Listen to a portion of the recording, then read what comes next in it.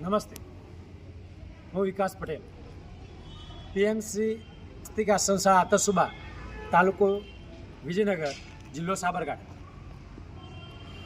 આરસીસીમાં અમે ભારતનો નકશો અને એમાં ભારતના વિવિધ રાજ્યો અને તેમની રાજધાની દર્શાવેલી છે, જેથી બાળકો રિસેસના સમયમાં આવતા જતા અથવા એમના અનુકૂળ સમયમાં ભારતના ભૌગોલિક નકશામાં માહિતી મેળવી શકે.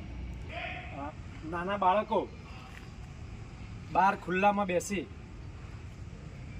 પેવેલિયનનો આનંદ લઈ શકે એ રીતે થિયેટર બનાવવામાં આવ્યું છે, જેમાં ABCD, કક્કો, બારાક્ષરે, સંખ્યા જ્ઞાન અને અહીંયા બ્લેકબોર્ડ દ્વારા શિક્ષક ભણાવી પણ શકે, જ્યારે બાળકો સામે બેસી ભણવાનો આનંદ પણ લઈ શકે, બાળકોને થિયેટરનો આનંદ પણ મળી શકે.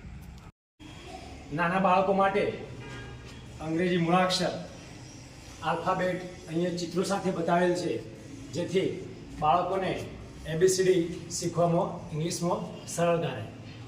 અત્યારે બેટી બચાવો બેટી પઢાઓના નારા સાથે આગળ વધી રહ્યું છે, ત્યારે બેટી બચાવો અને બેટી પઢાઓના ચિત્ર દ્વારા બેટીઓ ભણવામાં પણ આગળ વધે એ દિશામાં અમે પ્રયત્ન કરીએ છીએ.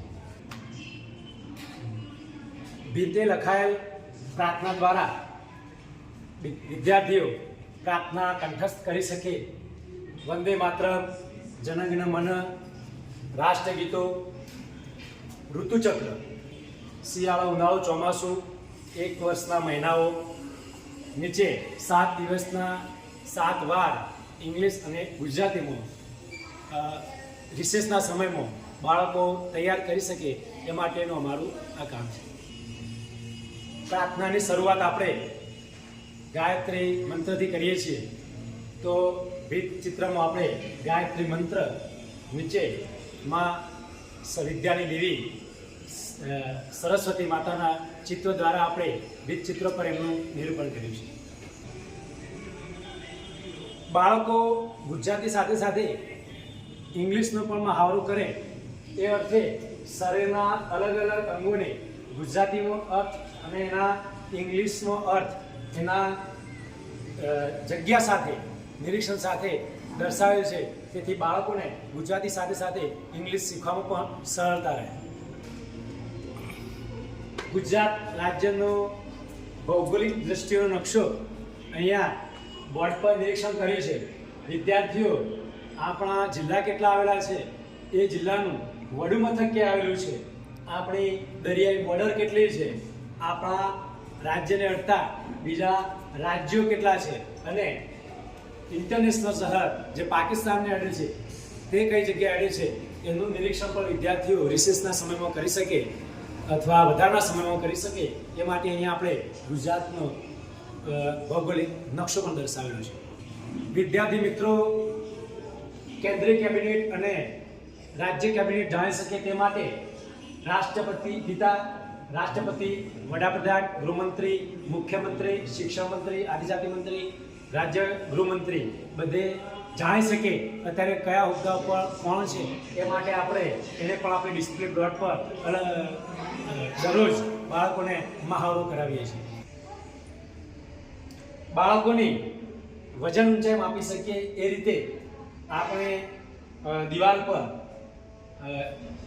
ભાઈ અને બહેનનું ચિત્ર દ્વારા દરેક વિદ્યાર્થીની અહીંયા હાઈટ માપી શકીએ, વજન માપી શકીએ એ રીતે વજન માપવા માટે પણ આપણે કાંટાનો ઉપયોગ કરીએ છીએ અને ઊંચાઈ માપવા માટે અહીંયા નિરૂપણ કરેલ આંકડા દ્વારા આપણે બાળકો અને શિક્ષકો અથવા કોઈ પણ ઊંચાઈ પણ આપણે માપી શકીએ છીએ.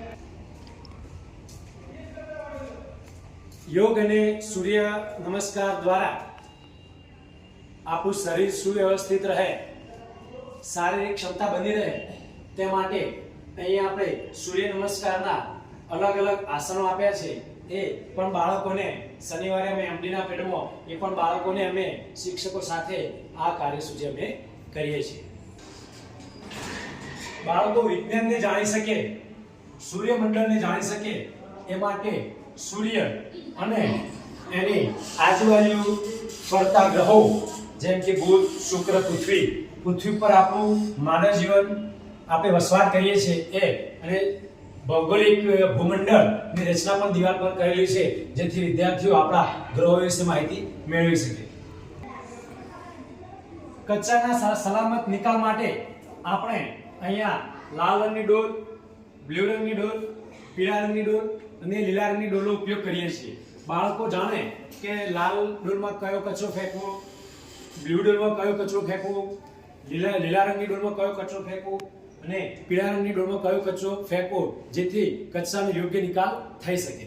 અસ્તુ.